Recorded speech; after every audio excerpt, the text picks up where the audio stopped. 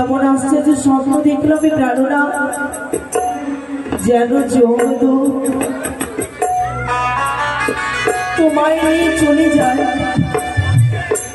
এমন ভয়ঙ্কর স্বপ্ন কেন দেখলাম শিখি আমার পাশের ঘর অন্ধকার কেন ধোয়ার সঞ্চয় নেই পবনের গতি কেমন নেমে গেল আমার মানিক রতন বাতি বাসর ঘরে তো বাতি জ্বলছিল আমি কেমন করি এমন করে নিভে গেল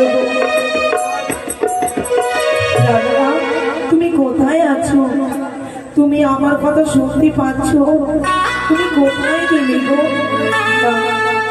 আমি বাসর ঘরে বাতিখানা জেলে দেখবো আজ তুমি কোথায় আছো ক্যামেরাটাকে ছাড় দিচ্ছে না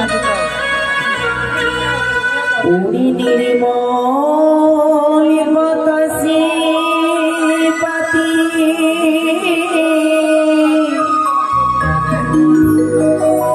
আমার কেলিবা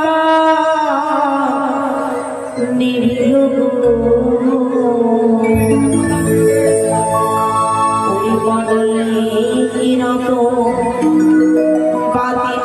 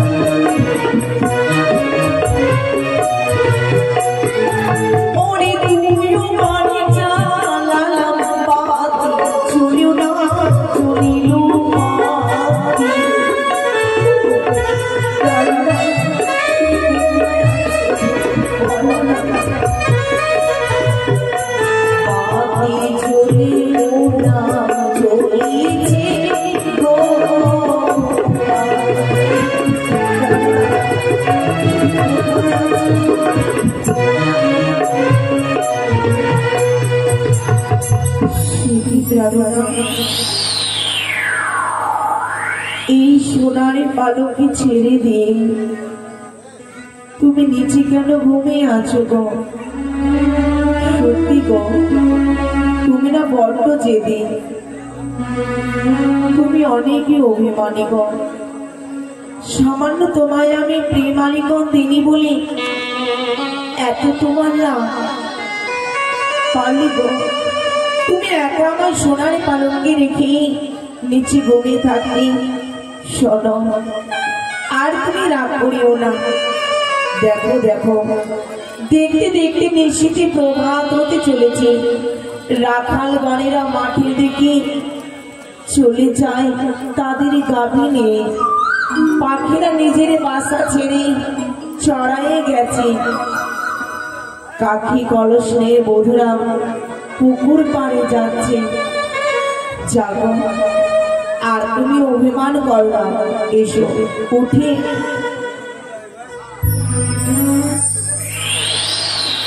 দাদুরা শিখি কি গো হলুদ বর্ণের অঙ্গ তোমার যেন নীল বর্ণ হতে চলেছে সর্ব শরীরে তোমার প্রায় যেন পাথরের মতো শক্ত হয়ে যাচ্ছে কি হয়েছে তোমার কি হয়েছে বলো না তুমি কি আমার কথা শুনতে পাচ্ছ আমি তোমায় বলছি তুমি বলো না জবাব দাও তুমি কেন আমাকে করছো বলো কি হলো তোমার গো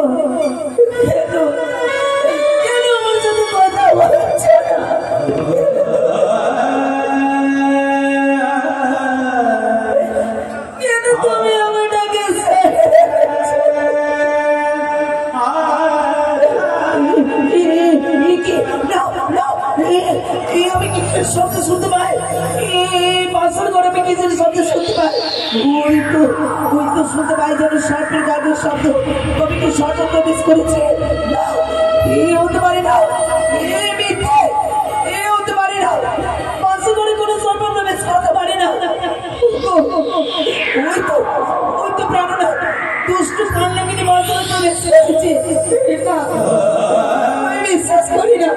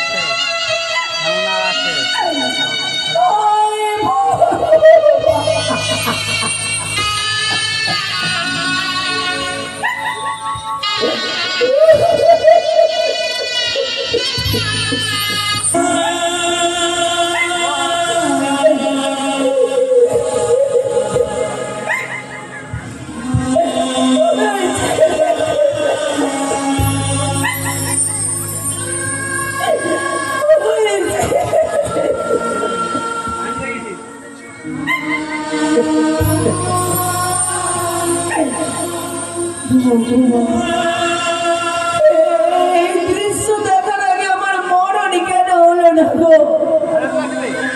আমার মরণ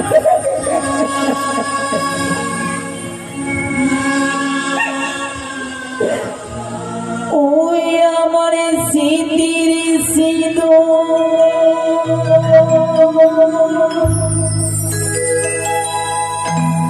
ওই আজকে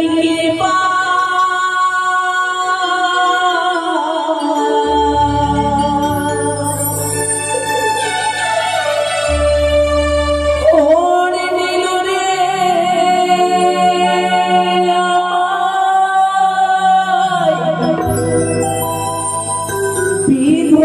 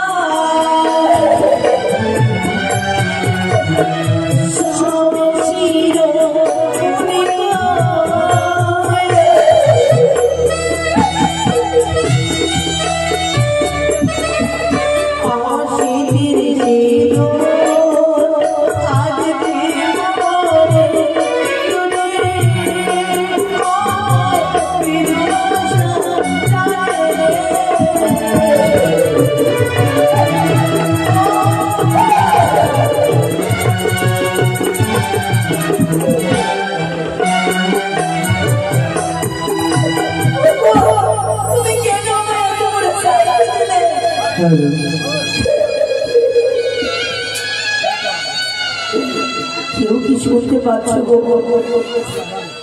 ওগো শাশুড়ি মা, ওগো শাশুড়ি ঠাকুর,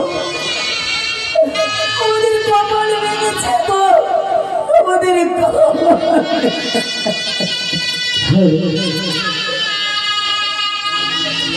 লোকা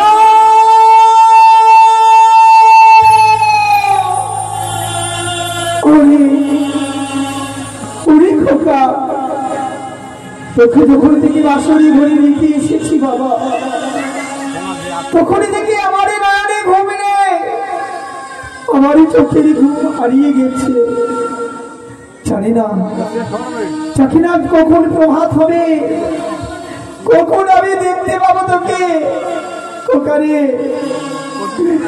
আমি জানি ধৈর্য ধরে থাকতে পারি না।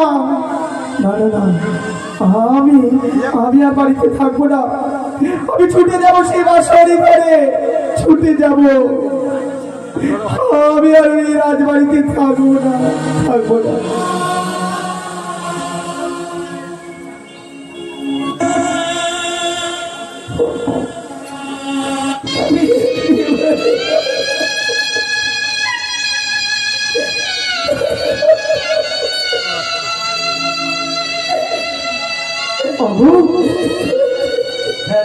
আমার আর ভালো লাগে না, আমার খোকা আমায় ছেড়ে আজ বাছরি করে একা রয়েছে। না আরে দেরি করবো না, আমি ছুটে যাবো সেই বাছরি ঘরে। আমারই খোকা আমার পুত্র বধূকে আমি দেখে আসবো। আমার স্বামীকে বললাম, ওগো চলো না একটিবার বাসরি ঘর থেকে আমার পুত্র বধূকে দেখে আসি। সে বলল আমি যাবো না সেই বাসরি ঘরে। কিন্তু আমি যে মা, আমি মা হয়ে কি করে ঘরে থাকবো? আমি ছুটে যাই সেই বাসরি ঘরে। আমি যাই না,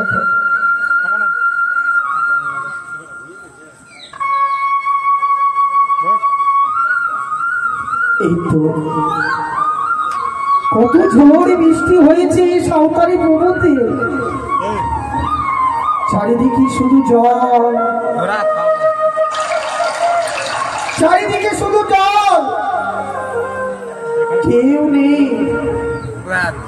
কেউ নেই বাসরি ঘরে পাশে, কেউ নেই।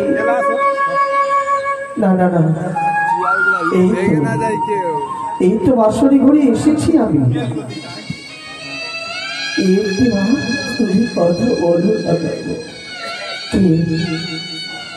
কে যেন বাসরি ঘর হতে কাঁদছে, কে যেন বসে কাঁদছে। না তুমি কি আমার বৌমা কাঁদছে? না আমি ডাকি না কেন? কোথায় বৌমা? এই বৌমা, এই তো শাশুড়িমার কণ্ঠস্বর, আমি কি জবাব দেব তাকে? এই বৌমা একটিবারই দরজা খোলো বৌমা, আমি তোমার শাশুড়ি মা। আমি বাসর ঘরের দরজা খোলা রেখেছি মা, ভিতরে আসো। খোলা রেখেছো? হ্যাঁ, এই তো বাসর ঘরের কপাটে খোলা। বৌমা, মা, এই বৌমা, মা, তুমি এভাবে কাঁদছো কেন? মা, তোমার কি হয়েছে? তুমি এখানে কাঁদছো কেন বৌমা? আমাদেরই কপাল ভেঙেছে। কপাল ভেঙেছে? হ্যাঁ,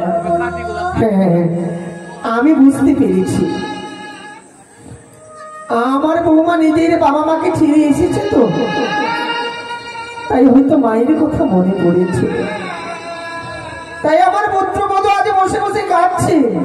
এই পাগলি মা, আজ তোর মা বাবাকে ছেড়ে এসেছিস বলে তোর মন খারাপ হচ্ছে? না মা, আমি যে তোর মায়ের মতো, আমাকে মা বলবি, আমি তোকে মেয়ের মতো ভালোবাসবো, কেন কাঁদবি? এ পাগলি কাঁদতে নেই, কাঁদতে নেই বৌমা।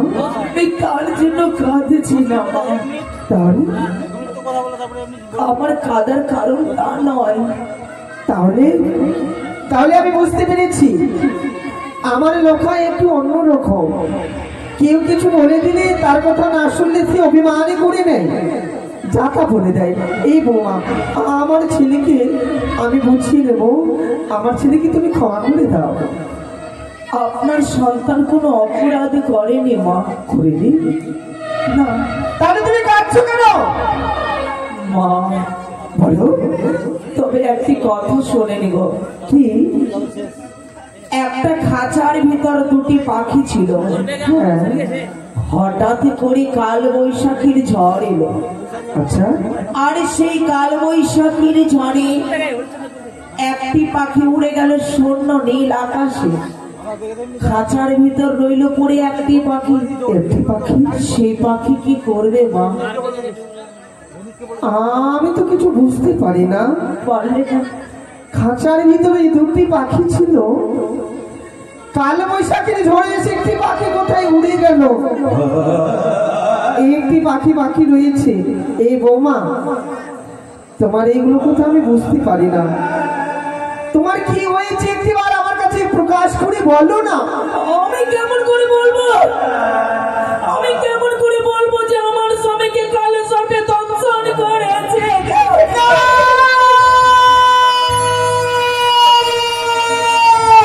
না না, এই হতে পারে না। আমার লোকাইকে সাথে সাথে দংশন করেছে। না না না, এই খোকা মানুষের পরিচয় লোকাই, লোকাই রে, এই লোকা, লোকাই, এই লোকাই, এই জীবন বাবুরে না, এই খোকা, দেখ দেখ, তোর মা এসেছে। এই খোকা, এই খোকা, কথা বললা রে, এই খোকা একেবারে কথা বললা রে। একেবারে বাবুরে ডাক, ডাকরা,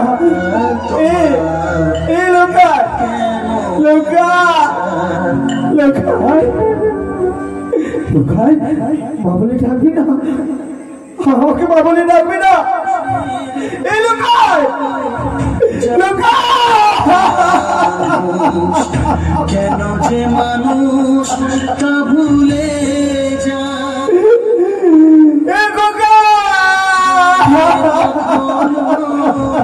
আঘাত করেনি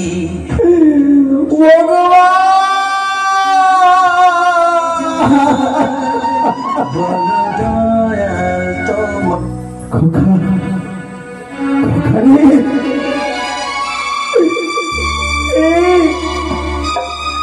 এই আমার শেষ বয়সে তুই এভাবে একা ফেলে গেলি খোকা।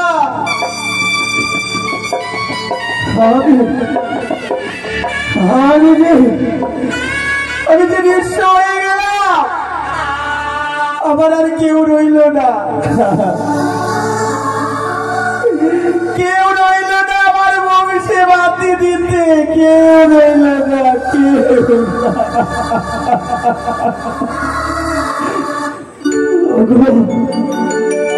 ঈশ্বর, কেন বাঁচিয়ে রেখেছো আমার,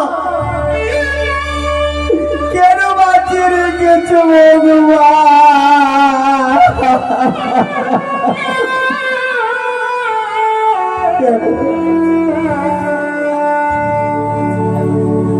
এত সুন্দর চেহারা, এত সুন্দর রূপ, আজ যেন শরীরের বিষে আজ নির্বর্ণ হয়ে গেছে।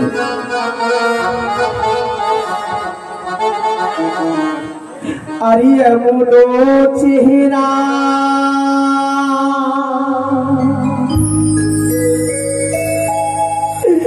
আরে আকাশে তারা রে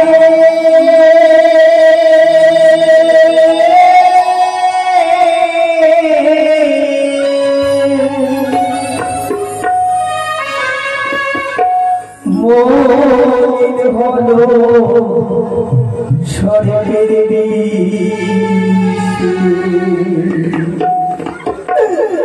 হাহাই কপালে দোষে পুরো হাহাই কপালে দোষে পুরো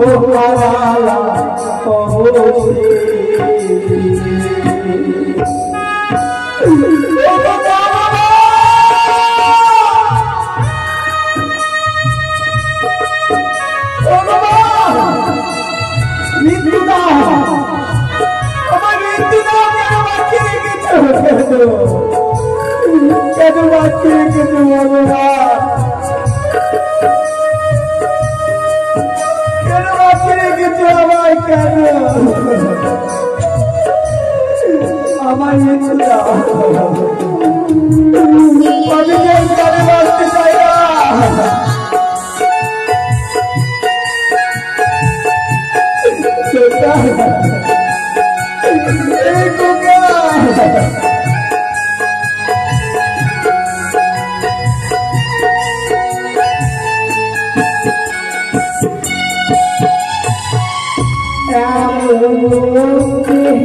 না আকাশের তারা রে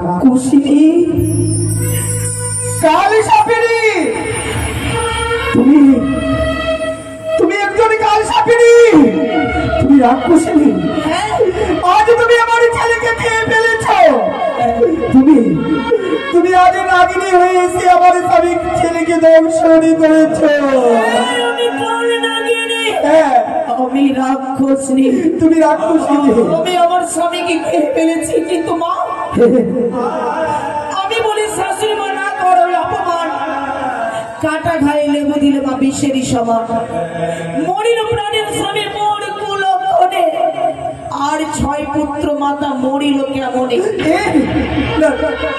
দেবতার সহিত করে নিরন্তর বাদ কুশলে থাকিতে চাহ মনে করো সাধ আমার কোনো দোষ নেই তোমার কোনো দোষ নেই, তোমারই কোনো দোষ নেই। ছবি হচ্ছে আমার স্বামী, তাকে বারে বারে বলেছিলাম ওগো বারে বয়ে দেবীর সঙ্গে বাদি করো না, আমার কথা শুনলো না। এর কারণে আমি ছয় পুত্রকে হারিয়েছিলাম, অবশেষে আমার লক্ষ্মীধরকে আমি হারিয়ে ফেললাম। জয় শিব শম্ভু জয়, জয় মা শিবানীর জয়।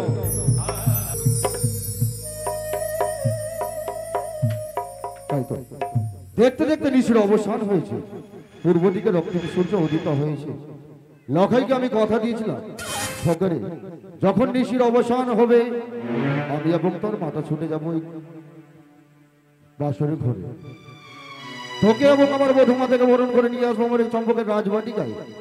সকালে তুই হবি চম্পকের ভবিষ্যতের রাজা, আর আমার বধূমাতা হবে মহারানী। তবে শোনেগা আমার বাক্য অমান্য করে ছুটে গেছে সেই বাসর ঘরে। মায়ের মন তো পুত্র বিরহ যন্ত্রণা সহ্য করতে পারিনি হয়তো। বেশ, আর বিলম্ব নয়, ছুটে যাবো বাসর ঘরে এবং আমার লখাইকে নিয়ে আসবো আমার চম্পকের রাজবাটিকায়।